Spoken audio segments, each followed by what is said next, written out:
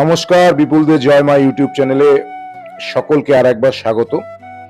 আজকে খাস কলকাতার বুকে এক পুরনো রাজবাড়িতে আপনাদের নিয়ে এসেছি।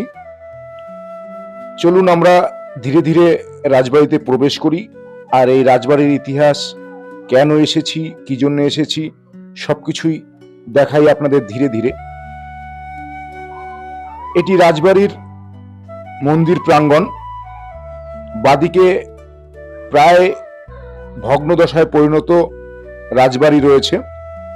এই রাজবাড়ির মধ্যে এটি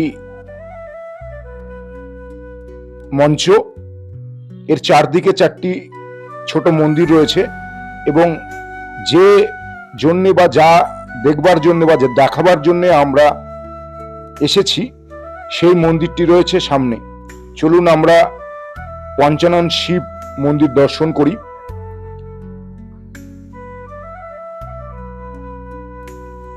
বাবা পঞ্চানন মন্দির রয়েছে চারটির মধ্যে একটিতে। দেখুন বাবা পঞ্চানন এর মূর্তি।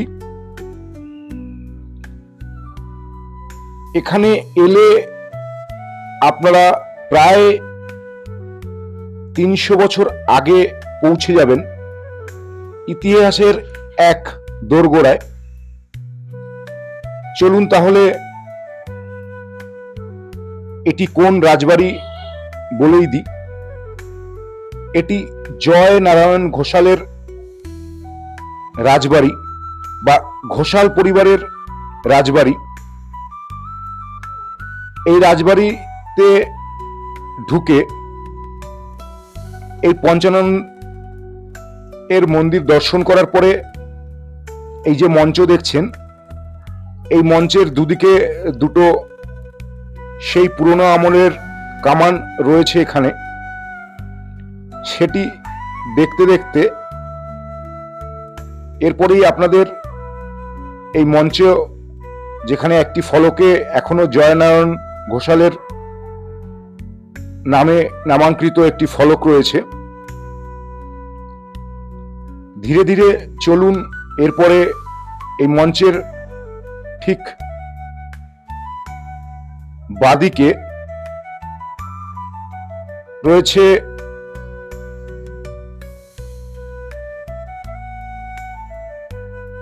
মা কালী গঙ্গা মূর্তি।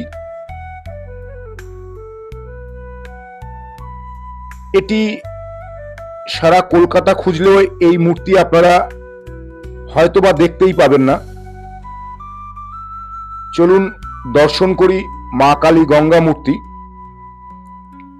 এই বিগ্রহটি সম্পূর্ণ অন্য রকম। দেবীর 4 হাত, কিন্তু বাহন এখানে হাতি।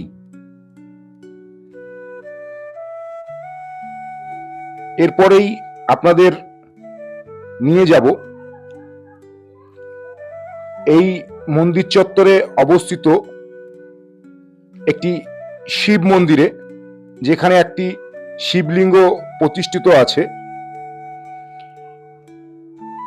এই রাজবাড়ির মূল গর্ভগৃহ এখন ভগ্নদশায় পরিণত হয়েছে, তাই ছোট্ট যে গেটটি রয়েছে সেই গেট থেকে ঢুকেই আপনারা বাদিকে এই শিবলিঙ্গ দেখতে পাবেন।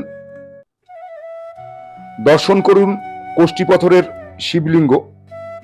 নিত্য পূজিত হয় আজও এই শিবলিঙ্গ। এরপরেই আপনাদের নিয়ে যাব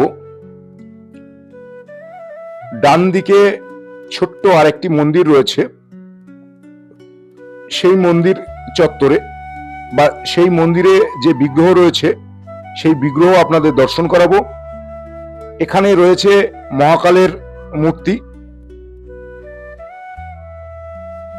প্রচলিত প্রথা বা মিথ অনুযায়ী যে মহাকালের মূর্তি আমরা দেখি তার থেকে সম্পূর্ণ আলাদা এই মূর্তি। দর্শন করুন মহাকালের মূর্তি।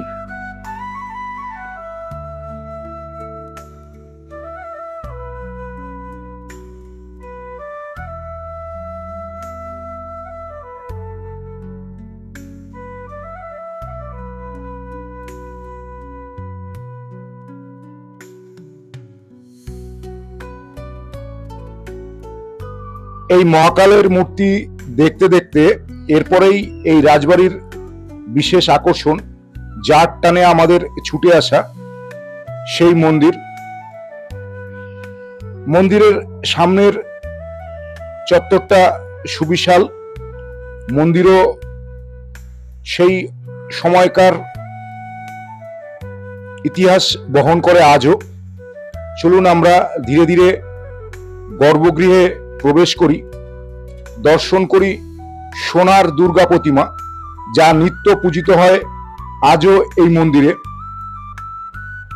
এখানে শুধু দুর্গা পূজার সময় নয়, নিত্য পূজিত হন মা দুর্গা। প্রায় 300 বছরের পুরনো এই সোনার দুর্গা দেখতে ভক্তরা আজও ছুটে আসেন নিত্য এখানে। এই মন্দির সকাল 7টায় খুলে যায় এবং 12টায় এই মন্দির বন্ধ হয়। আবার বিকেল 4টের সময় এই রাজবাড়ির মন্দির খোলা হয়, বন্ধ হয় রাত 8টায়। আপনারা যে কোনো একদিন এই মন্দিরে বা এই রাজবাড়িতে এসে ইতিহাসের সাক্ষী হতে পারেন আর দেখে যেতে পারেন সোনার দুর্গা। এই দুর্গা প্রতিমা দেখতে দেখতে যদি ভালো লেগে থাকে তাহলে চ্যানেলটি সাবস্ক্রাইব করে পাশে থাকার অনুরোধ রাখছি। একটি লাইক অবশ্যই করবেন, যাতে পরবর্তী ভিডিও তৈরি করতে বা কোথাও যেতে বা আপনাদের দর্শন করাতে অনুপ্রাণিত হই। এখন যেটি দেখছেন এটি সেই প্রায় 300 বছরের আগের একটি ফলক। উপরে নতুন করে আরেকটি ফলক স্থাপন করা হয়েছে। এখানে সমস্ত ইতিহাসই রয়েছে, এই ঘোষাল রাজবাড়ির ইতিহাস। চলুন তাহলে এবার বলি এই মন্দিরে আপনারা আসবেন কিভাবে। দমদম এবং মাঝেরহাটের মধ্যে যে চক্ররেল চলে, সেই চক্ররেলে করে আপনারা খিদিরপুর স্টেশনে পৌঁছে যান। খিদিরপুর স্টেশন থেকে আপনারা বেরিয়েই ডান দিকে হাঁটা পথে 2 মিনিট এগিয়ে এলে একটি হসপিটাল দেখতে পাবেন। এই হসপিটালের ঠিক অপোজিটে যে গলিটি গেছে সেখান থেকে 1 মিনিট হেঁটে গেলেই এই ঘোষাল রাজবাড়ি বা ভূকৈলাস মন্দির বললে যে কেউ দেখিয়ে দেবে। এই মন্দিরে আপনারা এসে একদিন ইতিহাসের সাক্ষী হতেই পারেন। চলুন, জয় গুরু, জয় মা তারা। দেখা হবে আগামী কোনো ভিডিওতে।